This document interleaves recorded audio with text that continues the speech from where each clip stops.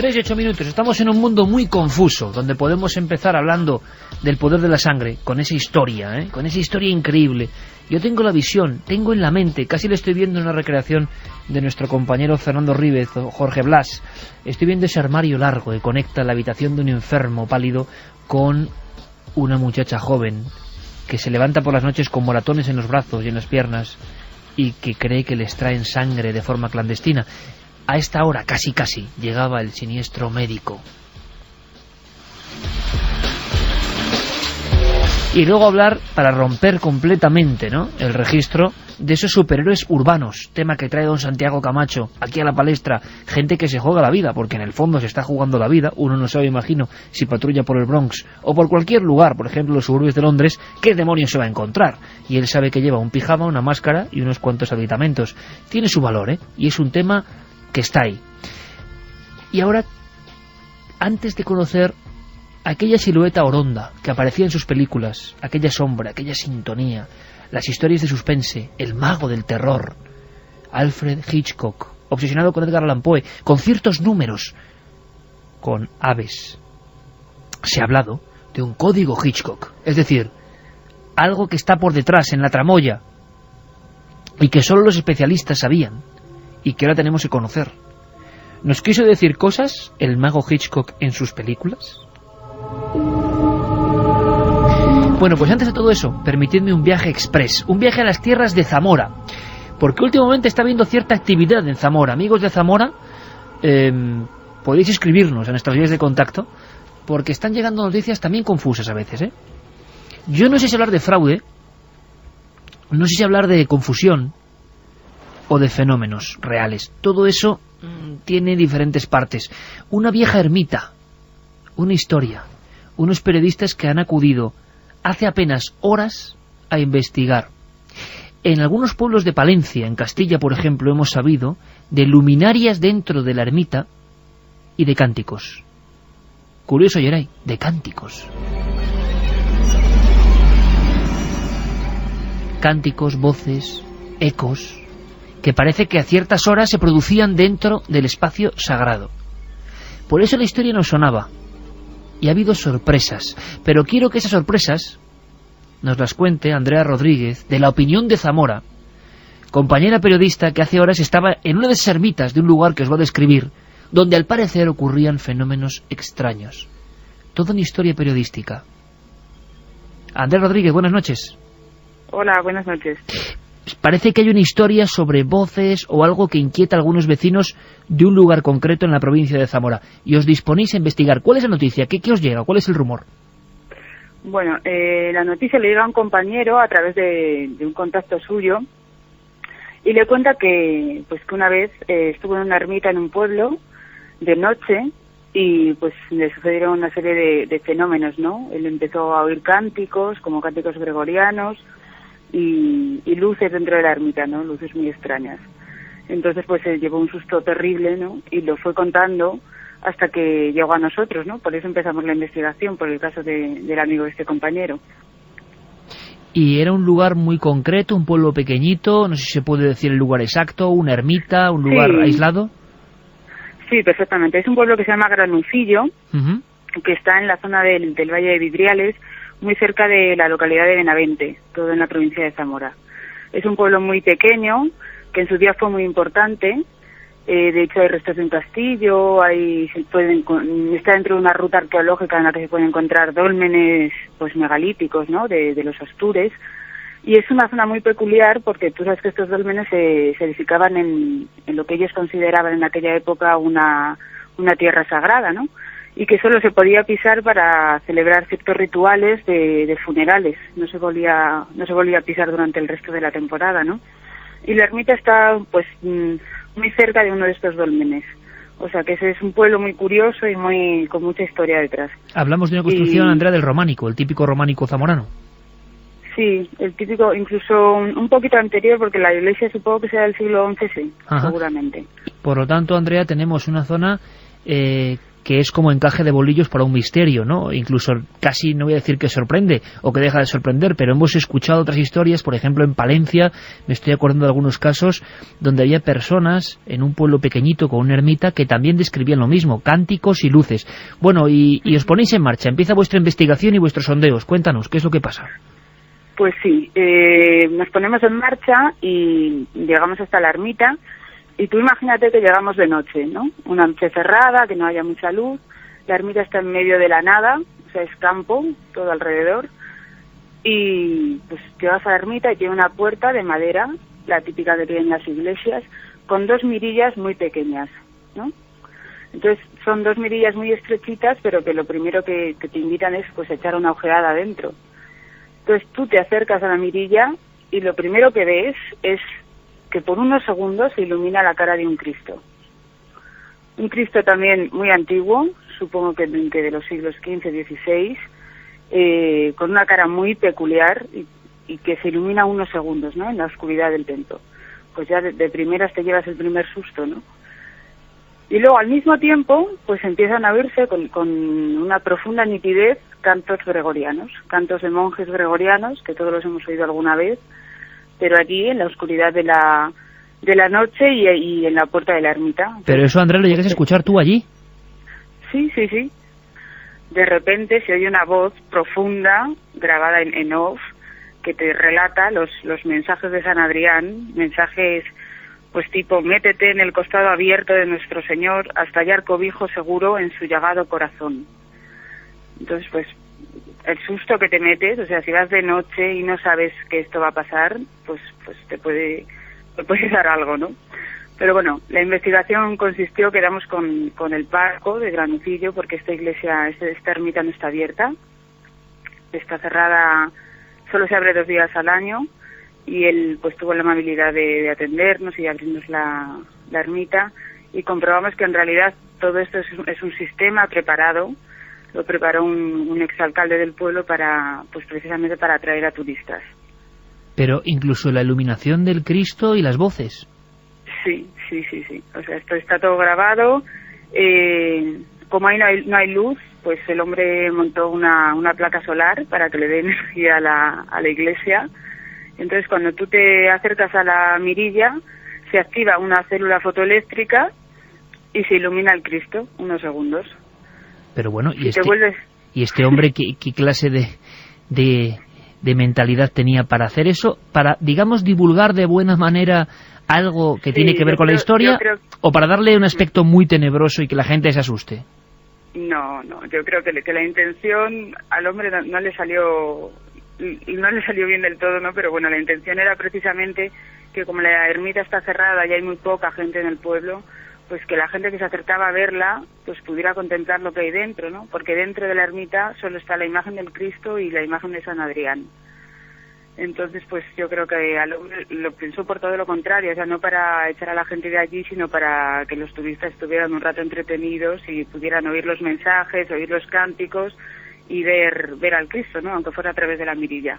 Por lo tanto, Andrea, más que de fraude intencionado, quizá hay que hablar de una especie como de confusión, ¿no?, o de una idea más o menos artística, claro, de una persona, y la gente, sin embargo, oyó o escuchó esos cánticos y no pudo seguir un poco la investigación y pensó que realmente había existido algo, vamos, sobrenatural, ¿no? Claro, sí. Bueno, yo creo que más bien a la gente a la que se llevó el susto, o bien fue de noche y no se esperaba lo que se iba a encontrar, o bien ciertos bromistas los llevaron a adrede, ¿no?, para que se llevaran el susto. Pero bueno, hay que decir que el hombre que lo instaló lo hizo con la mejor intención, con la intención de que el turista estuviera un rato pues entretenido, ¿no?, viendo la cara del Cristo y oyendo los mensajes de San Adrián, y lo hizo con la mejor intención, no, en ningún momento podemos hablar de fraude aquí.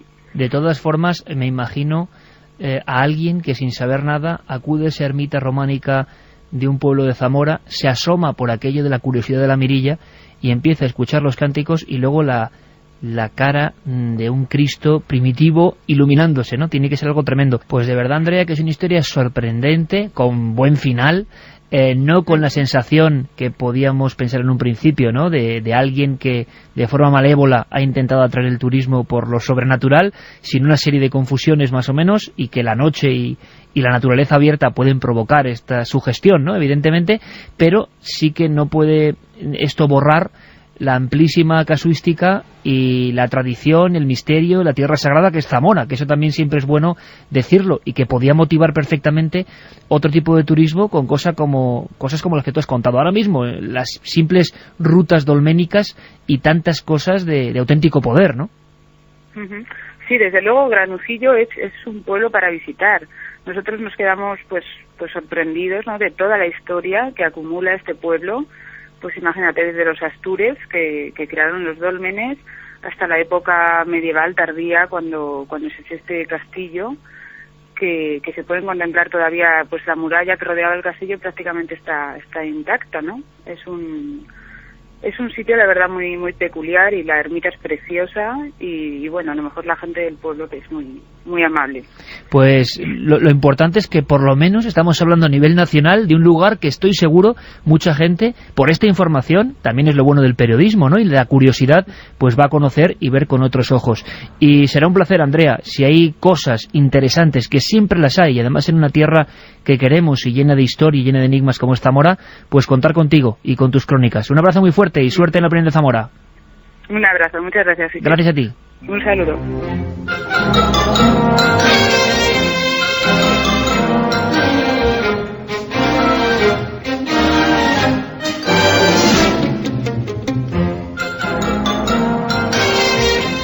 Tres y 20, es la historia de un pequeño pueblo, de una ermita, una confusión. Pero esa confusión hace que nos interesemos por una zona olvidada en ocasiones. Es increíble, ¿eh? Una sintonía prácticamente inmortal la que hemos escuchado. ¿La recordáis? Jerry, vuelve a ponerla, por favor, compañero, vuelve a ponerla porque yo creo que es toda una época. Mira, escuchad.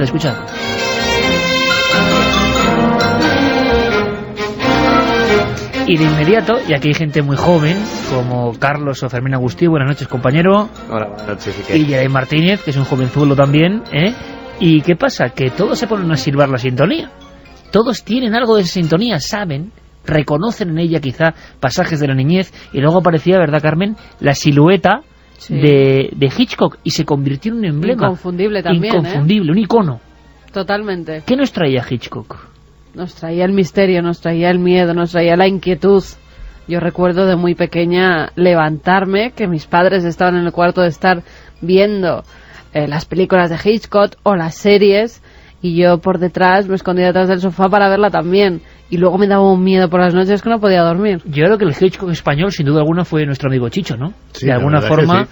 Además con la misma sensación de la familia, los niños mirando detrás del sofá. Y qué miedo nos hizo tener a los pájaros Hitchcock. Ay, a tantas cosas.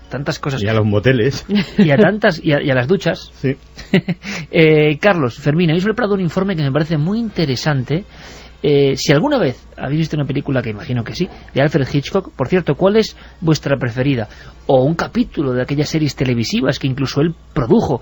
Vamos a conocer un poco el código Hitchcock, porque además hay efemérides, ¿verdad? Se ha cumplido una serie de años, de una serie de cuestiones importantes. Cuéntanos, Carlos, ¿por qué Hitchcock puede ser noticia precisamente ahora? Pues lo recuperamos, como otros medios también se han hecho eco de esta noticia, porque se acaba de cumplir hace muy poquitos días, el 29 de abril de 1980 moría Hitchcock, con lo cual se cumplen 30 años, ni más ni menos, de esa muerte, de este mítico director del suspense, como le llamaban. Cuéntame algo de su biografía, sobre todo a nivel de la infancia, porque como en todos los hombres que se han dedicado al misterio, bien sea audiovisual, cinematográfico, parece que la infancia, que quizás sea lo más desconocido, es un entorno donde pasan muchas cosas clave en la vida de este hombre.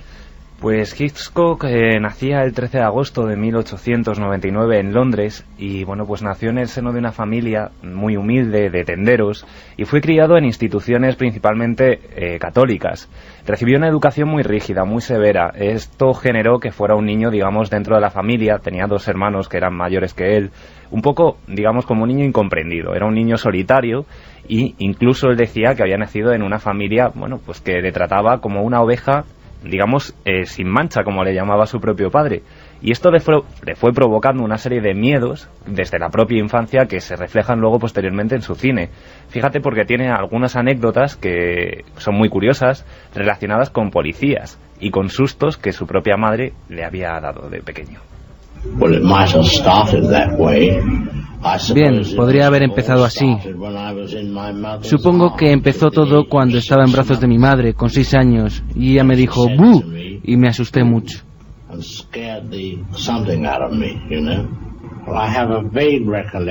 Tengo vagos recuerdos de ser asustado también por un policía.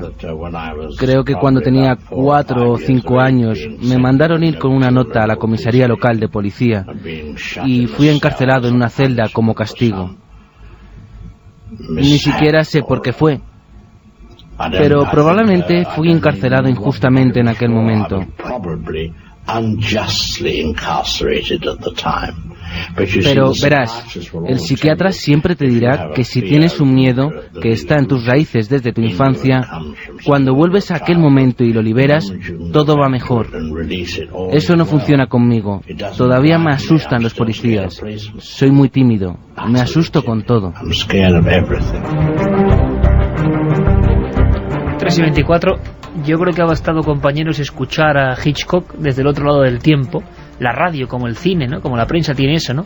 Que los muertos siguen vivos y nos hablan, y su obra está ahí, y parece que le escuchamos en vida realmente. Y no hace falta más que escuchar esa especie de socarronería, de ironía mezclada con misterio, para darnos cuenta de que era un tipo genial y muy especial. Cómo describía ese temor, y es verdad que fue encarcelado con 5 años. Su padre manda una nota a la policía para que le detengan por 10 minutos. ¿Pero por qué? Pues una broma para que le hace su padre, supongo que un poco, ¿no? para educarle. Endurecerlo, ¿no? Endurecerlo, y eso le queda marcado a Hitchcock de por vida. Entonces su temor a la policía se nota en su trayectoria como director en sus películas. 10 minutos de arresto con 5 años. Seguimos, chicos, avanzando en el informe, en el código Hitchcock.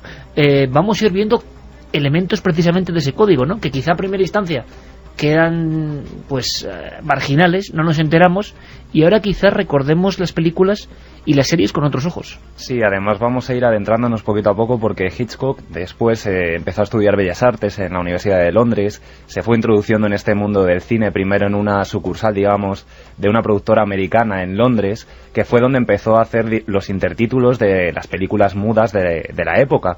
Empezó a relacionarse con grandes directores, allí conoció, por ejemplo, a la que sería su mujer, a Alma Reville, que bueno, pues contaremos también cositas relacionadas con esta pareja, Alma y Hitchcock, con la que tuvo su hija Patricia. Y bueno, esto generó también una serie de personalidad en Hitchcock.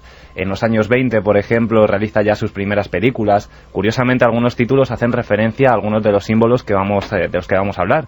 Su primera película, el primer encargo, era El número 13, que es una película inacabada y que no se conserva a día de hoy. O sea que la primera película de Hitchcock se llama El número 13, no se terminó y nadie sabe dónde está.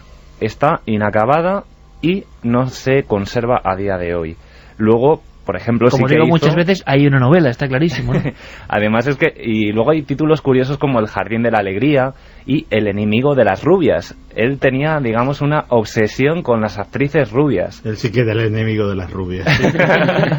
Además, de hecho, a algunas actrices, por eso lo comentaba Santi, me imagino, por ejemplo, a Tippi Hedren, la llegó a acosar e incluso contrató una serie de detectives mientras realizó algunas de sus películas, como por ejemplo Los pájaros, para seguirla en todos los lugares del rodaje, fuera del rodaje. Tenía como una obsesión porque creía que con eso conseguiría llegar más al público americano. Creía que las heroínas rubias llegaban mucho más al espectador. Y por ejemplo, mira, hemos hablado con algunos autores, algunos especialistas de Hitchcock. Ellos son Guillermo Balmoni, Jesús González Requena, Diego Moldes y Ramiro Cristóbal, que nos van a definir un poquito más esa personalidad que también él orientaba hacia lo publicitario, hacia el marketing. Pues era una personalidad complicada, es una personalidad, es un hombre muy marcado por ciertas, acontecimientos y por ciertas cosas en su vida. Su madre, por ejemplo, le marcó mucho su infancia en Londres, le marcó mucho. Era un personaje que construyó toda su vida una imagen de sí mismo, que es muy calculada, muy armada, muy defensiva, ¿no? Incluso llegó a contratar, ya en cuanto triunfó en Inglaterra, llegó a contratar una empresa para que le gestionara la imagen, ¿no? Yo diría que era una personalidad contradictoria en relación a cómo era en su vida privada y en su faceta pública como cineasta, y eso creo que lo consiguió trasladar con el tiempo a sus películas y a los personajes que habitaban sus películas. Yo creo que él era un hombre honrado, que era un hombre preocupado por valores éticos básicos como la justicia y la mejora de los demás, la lucha contra las peores cosas que hay en la sociedad, etcétera. Él básicamente, yo creo que era una buena persona, pero él siempre lo negó. Él siempre se hizo como decimos en España, el feroche, ¿no? Es decir, se hacía el malo, se comparaba con los asesinos de sus películas.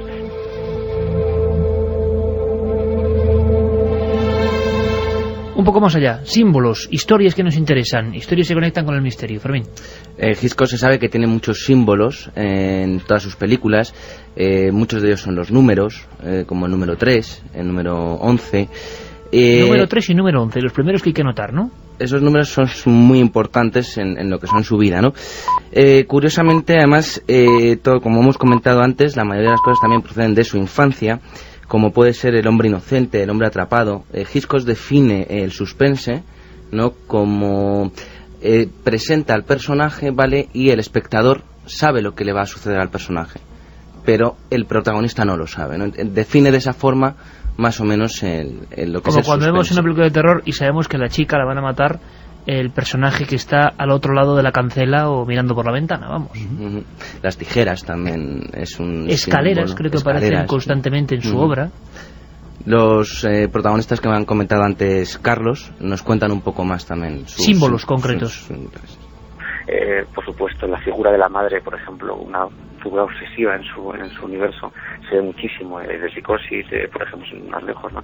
Se ven, por ejemplo, sus traumas con las escaleras, el tema de la policía, por ejemplo, es cómo rodaba en Sensi la escena un poco decisiva dramáticamente del estrangulamiento de la esposa del protagonista, ¿no?, por el psicópata.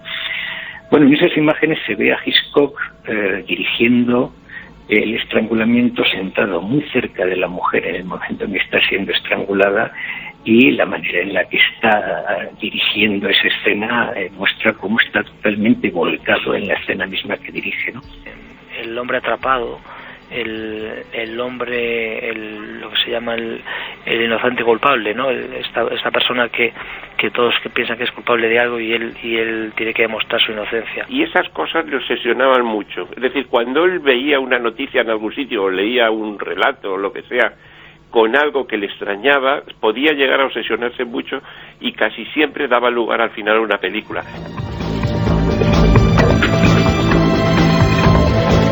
Pero hay un sonido muy peculiar en las historias de Hitchcock, un sonido inolvidable, que por cierto ha provocado muchas fobias, o ha despertado fobias ocultas, a los pájaros.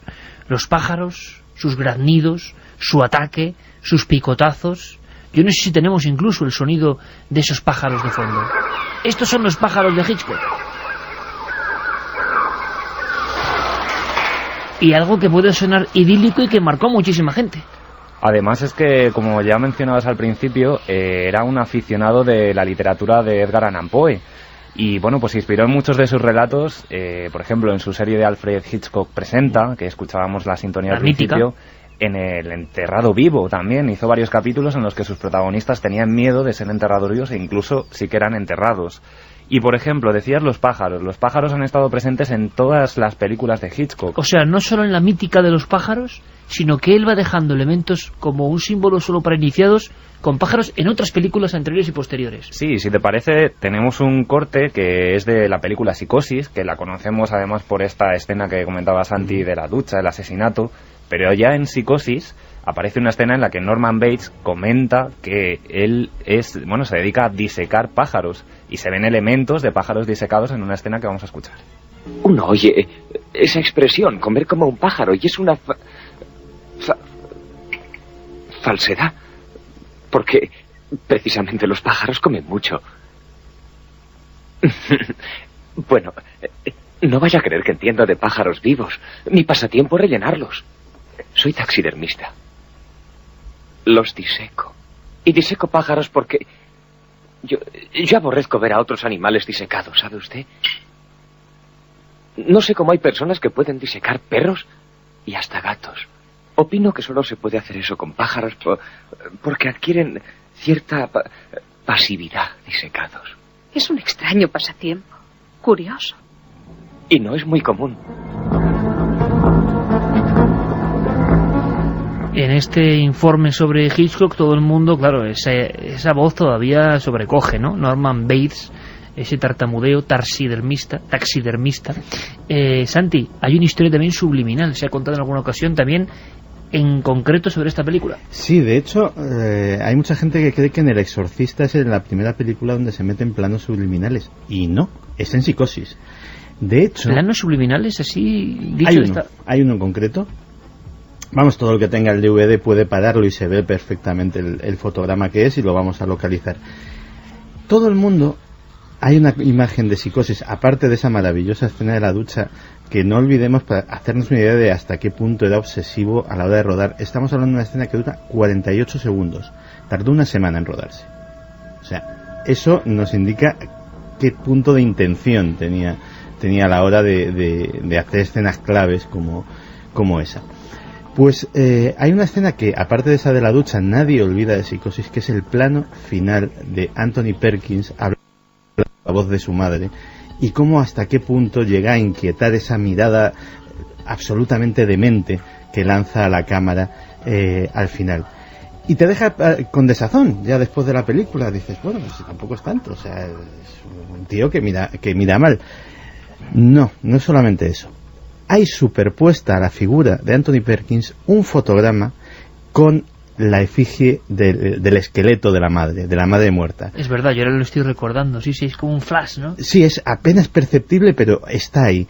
Y eso es lo que te va directamente al subconsciente y te deja esa impresión de desazón inexplicable de una escena que incluso mirada en otro contexto, no te voy a decir que fuera cómica, pero desde luego podía dar lugar a hacer bromitas con el compañero que está en el cine. Y desde luego cuando aparece ese flash se te quita. Psicosis desde luego además es que tiene todos los elementos obsesivos de Hitchcock. Tiene su rubia perseguida por la policía, o sea, lo tiene ya todo. Su rubia en este caso también maltratadísima porque todas las actrices de Hitchcock, curiosamente las mujeres de Hitchcock son todas muy fuertes, las personajes, digámoslo así. Pero todas las rubias de Hitchcock, y son Grace Kelly, Tippi Hedren, Joan Fontaine, Ingrid Bergman, Kim Novak y alguna más que seguramente se me olvide. Y todas poderosas, ¿eh? Sí, pero todas guardaban un recuerdo pésimo de él porque las trataba fatal. Es decir, si bien no era precisamente una dulzura de director con nadie, con las mujeres y concretamente con las protagonistas rubias de sus películas era tiránico hasta límites que rondaban el sadismo. El caso que hemos apuntado antes de Tippi Hedren, a Tippi Hedren dejaba que la picasen los pájaros. Tippi Hedren, la madre de la esposa de Antonio Banderas. Antonio Banderas. Efectivamente. Pues en las escenas de los pájaros en las cuales ella era atacada, aquello que se podía haber hecho con efectos especiales en la época sin ningún problema, Hitchcock insistía en que la picasen de verdad. Y alguno de sus colaboradores añadía que lo hacía con cierto gustillo, es decir, que parecía que disfrutaba de la situación. O sea, seguía la senda de William Friedkin, ¿no?, en El Exorcista, de pegar tiros, meter habitaciones congeladas a varios grados bajo cero, de meter en tal estado de tensión, ¿no? Tirar de las cuerdas que ataban a pies y manos para conseguir ese rostro del padre Carras atormentado. Pegó un tiro a la espalda del padre Carras, un tiro sin que el padre Carras supiese nada. Entonces, claro, le enfocaban. Y el vaho era de verdad porque metió a todo el equipo dentro de un gran frigorífico donde estaban a varios grados bajo cero, y era cierto. Era un seguidor de alguna forma de esta doctrina Hitchcock. Por cierto, Fermín, ¿por qué Hitchcock aparecía? Todo el mundo estará, imagino, preguntándoselo. ¿Por qué aparecía en las películas siempre como un extra. No sé si el primero que lo hace en la historia del cine, pero la gente empezó a obsesionarse con pillar el momento Hitchcock, y mucha gente veía las películas solo esperando ese momento. Sí, pero además surge de algo casual, porque en sus primeras películas no aparece Hitchcock. De hecho nadie sabe cómo es, porque al final es un director, ¿no? Nadie sabe cómo es. Y en una de sus películas les falta un extra que no llega al rodaje, y entonces pues se pone el de extra. Y es la primera aparición que tiene Hitchcock en una de sus películas. ¿Qué pasa? Que crea tal conmoción que a partir de ahí aparecen todas sus películas, con tan mala suerte, por así decirlo, que la gente ya va a ver la película más que por ver la trama y el suspense, para verlo a él. Entonces decide ponerse siempre lo antes posible para que la gente no se despistase. Y hay una anécdota divertida, y es que una de sus películas transcurre en una barca, y entonces no sabían cómo hacer su cameo, y deciden que sea en la portada de un periódico que va en esa barca. Entonces aparece simplemente en el periódico como noticia, y ese es el cameo de esa película. Todo un crack del automarketing. Más cosas, más elementos. Hablábamos de la pasión por Edgar Allan Poe, por eso el cuervo aparece en varias ocasiones como mensajero de la muerte, del mal, del horror. Siempre es el mensajero del horror, del caos, del apocalipsis. En un montón de sus películas aparece así, como dado como el mensajero un poco de ese fatídico mensaje. Y fíjate qué curioso, porque tenemos en la película de los pájaros, hay un momento en el que los niños están en el colegio. Y bueno, pues está Tippi Hedren fuera del colegio, se está escuchando una canción infantil que digamos que da el inicio del ataque de los pájaros que se va a producir en la escuela. Entonces, si te parece, vamos a escuchar, porque es muy curioso, justo cuando dicen now, now, now, ahora, ahora, ahora, los propios niños van a ser atacados, son los que anuncian ese ataque y ese apocalipsis. No sé describir qué sitio era aquel.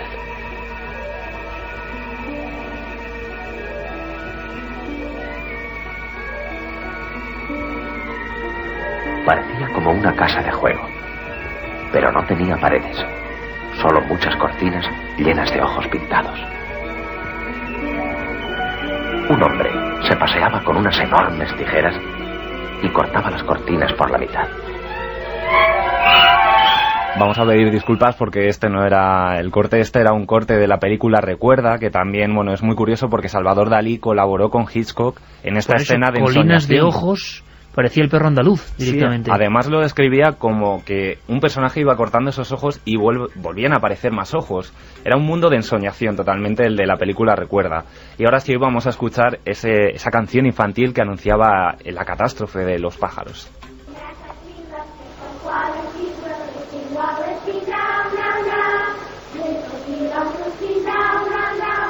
Muy bien. Ahora guardad vuestros libros de canto y poneos de pie al lado de vuestros pupitres. En cuanto estéis todos listos, iremos al recreo. No saldremos al jardín hasta que haya silencio.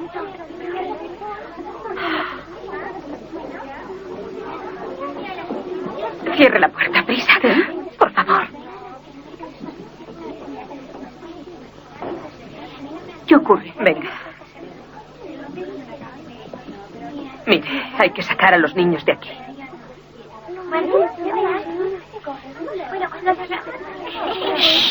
Callad, niños, silencio, silencio. Vamos a realizar un ensayo de incendio para que lo presencie la señorita Daniels. ¿Un ensayo de un incendio? Es la hora del recreo. Me gustaría que viera que sois buenos y obedientes. Y hablabas también de ese número, del número 3. Vamos a comentar brevemente. El número 11 también aparece, por ejemplo, vinculado a la fecha de la muerte de su padre. En Psicosis, la película empieza con el 11 de diciembre. Justamente al día siguiente, el 12, se comete el asesinato, que decía Santi, de la protagonista. Pues justamente el 12 de noviembre fue cuando murió su padre. El número 3 está mucho más presente. Aparece incluso en la forma de tomar los planos. Utiliza 3 planos, por ejemplo, para la muerte del granjero de los pájaros, y en películas como Vértigo, por ejemplo, el protagonista tiene acrofobia, tiene miedo a las alturas. Pues justamente cuando en su propio piso, en el piso de su compañera, sube una escalera para probarse a sí mismo, se cae en el 3. Hitchcock siempre vincula el número 3 al caos y al desorden, una vez más. 3 y 11 serían los códigos ocultos del terror de Hitchcock. Toma. Ah, Muy bien. Eso está muy bien. Tráelo. Ponlo aquí. Esto es primer peldaño. Primero. Bien, y ahora el segundo peldaño. Segundo peldaño. Vamos a ver. Ya está. ¿Ves? Miro arriba, miro abajo. Miro arriba. Ahora mismo voy a ir a comprarme una escalera. Ya verás. Ten cuidado ahora. Ya, sigamos. No hay dificultad. Chica, esto es sensacional. Miro arriba, miro abajo. Miro arriba y ahora...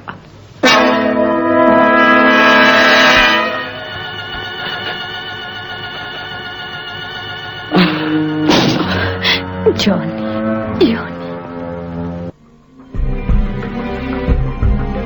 O sea que el número 3, el número siempre que provocaba el caos, la muerte, la destrucción. Fue una muerte solitaria, por cierto, lo de Hitchcock, ¿no? Sí, como decíamos, moría en 1980 y a los pocos días la productora, en este caso de Hitchcock, mandó una nota a sus más allegados anunciando que había muerto, y bueno, pues se le hizo una misa en una iglesia de Santa Mónica a la que acudió muy poquita gente. Un fin así tipo Edgar Allan Poe, ¿no? Un poco triste, un poco desangelado para el éxito que había tenido este gran productor que se hizo multimillonario, imagino, Santiago, por la cantidad de películas, de series y el ego que tuvieron en todo el mundo. Sí, la verdad es que, bueno, incluso el Alfred Hitchcock Presenta llegó a tener un ritmo de producción tal que él no podía dirigir todos los capítulos, tenía varios equipos trabajando simultáneamente. Se convirtió en una multinacional él mismo. Efectivamente, un personaje, un icono del siglo XX, un personaje conocido mundialmente. Y bueno, hay una cosa que aquí nos gusta siempre hacer referencias literarias. El que quiera conocer realmente bien todo lo que hemos hablado esta noche, más muchas cosas sobre Hitchcock, el mejor libro que se ha escrito sobre Hitchcock fue el que se llama Hitchcock, que lo escribió François Truffaut, que hizo un estudio monográfico absolutamente exhaustivo sobre todas sus películas, sobre toda su trayectoria. Es un libro muy ameno de leer, no es el típico tostón de libro de crítica de cine, y es muy facilito de encontrar. Se reedita siempre, o sea, no van a encontrar dificultades. Carmen, ha pasado algo en el Vaticano con el tema de Fátima. Cambiamos dentro de tercio rápidamente. Es un tema que podía haber interesado a Hitchcock perfectamente. La profecía, el tercer secreto, menudo peliculón, ¿verdad? Bueno, pues se ha publicado, se ha dicho que en el tercer secreto de Fátima había algo escrito que tiene que ver con lo que está pasando en la iglesia ahora. Bueno, el secreto de Fátima es uno dividido en 3 partes. Esa tercera parte que escribe Sor Lucía alrededor de los años 40, 1941, 1944, decía que hacía referencia, porque ha habido mucha polémica con los mensajes de Fátima, que si algunos eran tan malos para la Iglesia Católica que fueron quemados y fueron reescritos de nuevo, pero en este caso decía que ya anunciaba los malos tiempos que está viviendo la Iglesia Católica, e incluso anunciaba la pederastia que se está produciendo en el seno de esta gran entidad. Parece que se han tergiversado, que se ha exagerado mucho, ¿no? Da la impresión. Sí, lo que se ha dicho desde siempre que decía el tercer secreto de Fátima, y así lo hicieron saber cuando Juan Pablo II reveló que en ese tercer secreto, en esa tercera parte, ya pues había una premonición, había una providencia de su atentado, es que en ese tercer secreto lo que se decía es que la Iglesia va a vivir tiempos muy oscuros, que cada vez va a ir a menos la gente que esté dentro del seno de la Iglesia Católica, que además se van a producir cosas oscuras. Era lo que se revelaba, No estamos diciendo que ese sea el verdadero secreto, Iker, porque el verdadero secreto yo creo que no lo ha leído casi nadie, muy poca gente, y se decía que los papas que lo habían leído habían dicho que era mejor que no fuera revelado nunca. Por lo tanto, ahora no se sabe por qué Benedicto XVI dice esto de la Iglesia Católica. Dice que los periodistas que iban con el avión han tergiversado las palabras del Papa, haciendo referencia a lo de la Iglesia Católica y la pederastia en su seno. Pero ¿qué tendrá que ver? Es extraño todo esto. Se ha publicado en todo el mundo. Es un tema, como decimos, digno de una película de Hitchcock. Gracias, Fermín, gracias, Carlos, por el informe, para que sepamos un poco más de este genio. Pues seguramente, ¿qué hace el Papa hablando con la prensa de un tema tan sensible? Ha dicho lo que ha dicho. Si alguien puede saber de verdad el núcleo de la noticia, qué se ha dicho y qué no, en torno a este asunto tan candente, es nuestro corresponsal en Roma, Joan Solés. vediamo in un modo realmente terrificante. Hoy vivimos en un mundo realmente terrible, afirmó Benedicto XVI a bordo del avión en el que viajó a Portugal. La gran persecución de la Iglesia, añadió el Papa, no llega de fuera, sino que nace del pecado de la Iglesia. Hay un profundo deseo, concluyó, de retomar la penitencia, de aceptar la purificación, de necesidad de perdón y justicia.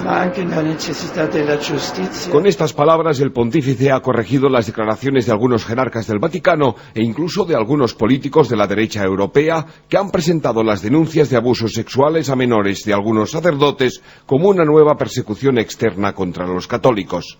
Es la primera vez que el Papa precisa que si hay persecución, esta nace del pecado en el seno de la Iglesia. Una realidad que ya aparece, según Ratzinger, en el tercer secreto de Fátima, desvelado en el 2000. El entonces prefecto para la Congregación para la Doctrina de la Fe consideró en sus reflexiones teológicas sobre el secreto que no había revelaciones apocalípticas.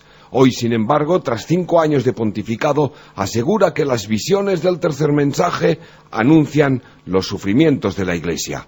Sufrimientos que algunos comentaristas han relacionado con los casos de pederastia. El texto del tercer misterio de Fátima, no obstante, sigue siendo eso, un misterio, un supuesto pontífice que asciende a una montaña entre cadáveres y en la cima es asesinado con armas de fuego y flechas, junto a obispos, sacerdotes, religiosos y religiosas, bajo una cruz donde los ángeles recogen la sangre de los mártires para regar, según el texto, las ánimas de quienes se acercan a Dios. Benedicto XVI afirma que este secreto anuncia la persecución de la Iglesia y añade que la persecución no llega de fuera, sino de su seno, todo un misterio.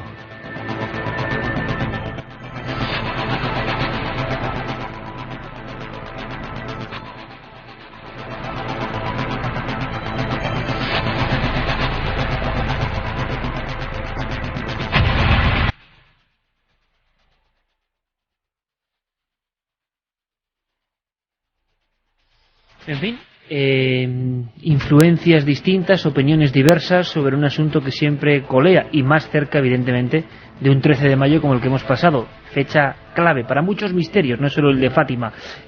Otra cruz, y la palabra exorcismo se cuela en las noticias internacionales. Sí, en las noticias internacionales, además, en una empresa, en la compañía Foxconn, que al parecer, pues, en los últimos meses está viviendo una oleada de suicidios tremenda. Dicen que la larga lista de suicidios que se ha registrado en esa empresa, pues que es debido a las malas condiciones laborales impuestas a los trabajadores. Fíjate, en los últimos 3 meses han sido 8 los suicidios que se han producido en esta empresa. Por cierto, Santi, que ha habido famosísimas empresas donde la gente ha empezado... Había una que era un escándalo en Francia, ¿no? France Telecom, sin ir más lejos. Pero sí. ¿Cuántos suicidios han pasado en...? Un número, no lo recuerdo exactamente, de 30 muy exagerado. Pero fíjate que esas cosas a veces pasan. Hablábamos hace unas semanas de la muerte, de la masacre de Puerto Rico, y que es aquí en España era un fenómeno relativamente raro, pero en Estados Unidos lo que se llama asesinatos masivos es un fenómeno relativamente no común, pero desgraciadamente que se da con cierta periodicidad. Y hubo una época en que hubo varios de estos asesinatos masivos, típico individuo que coge un arma de fuego y empieza a disparar contra todo lo que se mueve, y curiosamente hubo varios seguidos que eran todos empleados de correos. Y la gente se preguntaba realmente si había alguna relación. Lógicamente hubo la típica explicación conspiranoica de que alguien estaba experimentando con los empleados de correos, pero a veces en determinados entornos laborales pasan cosas extrañas. Y esto es el caso de Foxconn. Sí, ha sido en China. El último de los suicidios se ha producido en la fábrica. Una de las trabajadoras se ha lanzado desde el techo. Ese ha sido el último suicidio que se ha producido. ¿Y qué han decidido? Pues han decidido llamar a un exorcista. Dicen que en este caso es un monje budista que va a ir allí porque se creen que hay espíritus malos, algo en el ambiente que hace que las personas en un momento dado acaben con su vida. 8 en 3 meses, Iker. La solución: monje budista, exorcismo, y a ver si acaba esta oleada. Vamos a ver cómo va esa encuesta. Con la que empezábamos, encuesta polémica, curiosa, misteriosa por 1001 motivos. ¿Cómo va? La pregunta era, ¿crees que hay gente que necesita beber sangre humana? Muchísimas respuestas y gana el sí. Que sí que hay gente que necesita beber sangre humana. Prácticamente récord de respuestas. Sí, 62,4% que opina que sí, que hay gente que necesita beber sangre humana, y tan solo un 37,6% que opina que no. Ahora, y esto es un mensaje un poco en morse, ¿no? Para quien le llegue, pero parece mentira, habrá que estudiar qué pasa con los movimientos de Internet, redes sociales y demás, porque no sé por qué, entre comillas, no sé por qué, hoy se han acumulado un montón, miles de alguna forma de amigos votando en un tema, hombre, que no sé si es el más candente que hemos tocado, el de la sangre humana ingerida o no. En fin, misterios de la red, amigo Santi, y que han dado un vuelco curiosísimo y misterioso para decir que sí, que se puede beber sangre humana. A ver, vamos a ir poniendo esa música que tanto nos gusta, la de alegría, porque hay mucha gente que necesita ánimos, ¿vale? Santi de Cádiz nos dice que le gustaría que mandáramos un mensaje de ánimo y positividad a su padre, que está en el hospital y que seguro que nos está escuchando. Bueno, pues no solo a su padre, sino a todos los padres y madres y a todos los que están en hospitales. Pero cuidado, ingresados y primos y tíos y niños trabajando, claro que sabemos cada vez más que hay un montón de gente que hace esa labor increíble en los hospitales, en los centros de salud y que conectan con Milenio. Bueno, pues esto va por vosotros, amigos.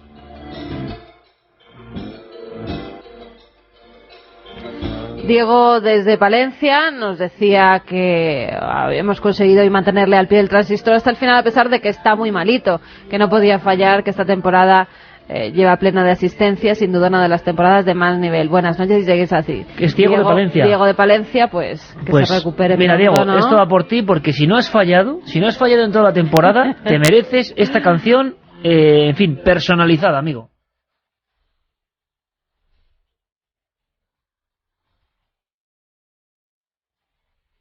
Un poquito de energía positiva a los amigos del Circo del Sol, para toda la gente que está pasándolo un poco mal, porque esa también es una función de la nave del misterio. Más energía positiva en este caso para Yolanda Morgan.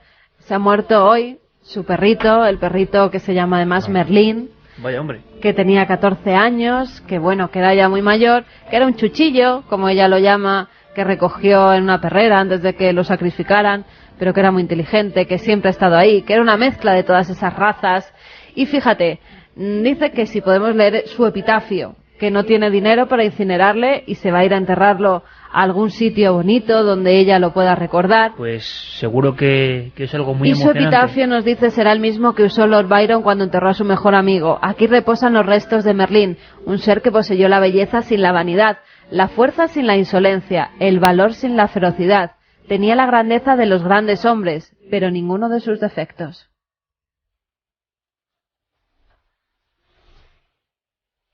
Pues toda la suerte, porque nosotros creemos que hay un más allá, no solo para los seres humanos, también para los perros. ¿Cómo está tu perro, Santi, por cierto? Pues la verdad es que está muy bien, está hecho un golfante y la verdad es que se va adaptando poco a poco a la vida normal, que ya saben todos los amigos de Milenio, que fue recogido en circunstancias extrañas. Pues fíjate qué curioso, Santi, una cosa, porque mañana tenemos perros excepcionales. Mañana, ¿sí? Amigos, no nos podéis fallar.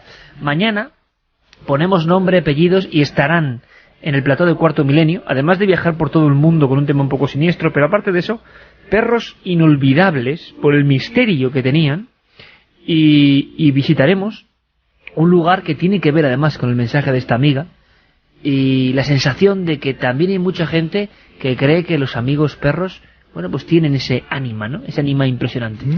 Quería decir una cosita, aprovechar la música de alegría para acordarnos de alguien que no nos hemos acordado hasta ahora, y que seguro que hay muchos amigos, los que tienen ahora mismo mal de amores. Amigos, amigas, chicos, chicas, no pasa nada. La vida es muy larga, queda mucha alegría, queda mucho camino y habrá cosas muy bonitas en el vuestro. Amigos de Zaragoza, que estén muy atentos, que vayan a las perreras, por favor, porque van a sacrificar en pocos días a varios perritos. Uno de ellos tiene tan solo 13 meses, es un galguito. Y bueno, si alguien está... ¿Y se puede informar de alguna forma? Pues sí, hay un mail que se llama solidaridadperreramovera@gmail.com, donde pueden adoptar a ese galguito, a ese cachorrito. Hay que intentarlo. ¿Vale? Vamos con los ganadores, Iker. Vamos con más alegría. Venga, vamos allá. Vamos a dar alegría a 3 oyentes. La historia miente. Eric von Daniken. Pruebas que muestran la existencia de otro pasado, editado por EDAF. Y los 3 ganadores Grande son Daniken siempre. Martín desde Córdoba, que nos dice: vampiro o enfermo, médico o alquimista, mártir de ahora a cada habitación, que vaya a dormir revisaré el armario. Primero, dice que por si acaso. A partir de ahora, ¿no? A partir de ahora, sí. Lo que pasa es que como escriben tan mal por mail, pues mira. En el año 71 vi a Hitchcock en una cafetería de Londres. Fui a pedirle un autógrafo y reaccionó con pavor. ¿En el año? 71. Claro. Me fui pidiéndole excusas, nos decía Jaime desde Ibiza. ¿Vio a Hitchcock? Vio a Hitchcock. Cara a cara. Sí, se acercó y el otro huyó. Qué grande. Y el último es para Jesús, que nos decía: cuando habláis con la oyente de la carta, pensé en el grupo sanguíneo que curiosamente terminasteis por comentar. Salvo que se trate de una fantasía, solo veo 3 opciones: robo para utilización mágica, alimento para un enfermo mental que se creía vampiro, o utilización para transfusiones. Bueno, ahí están los ganadores, de un hombre que para mí es genial, sigue en la brecha. Luego nos preguntamos por qué vendió millones y millones de libros. Equivocado o no, pero es que tiene 70 años y el tío sigue escribiendo, y cuando habla con más emoción que nadie. ¿Por qué será que todos los grandes tienen eso? La emoción auténtica. Eric von Daniken. Ahí está, la historia miente, ni más ni menos. Santiago Camacho, buena semana, compañero, mañana nos vemos. Mañana más y mejor. Yeré Martínez, gracias a todo el equipo. No tenemos apenas tiempo, mañana perros y mañana guaqueros, entre otras cosas, ladrones de muerte en Cuarto Milenio. Ahora todas las noticias, Fermín, Carlos, todo el equipo, gracias amigos, un fuerte abrazo, feliz semana.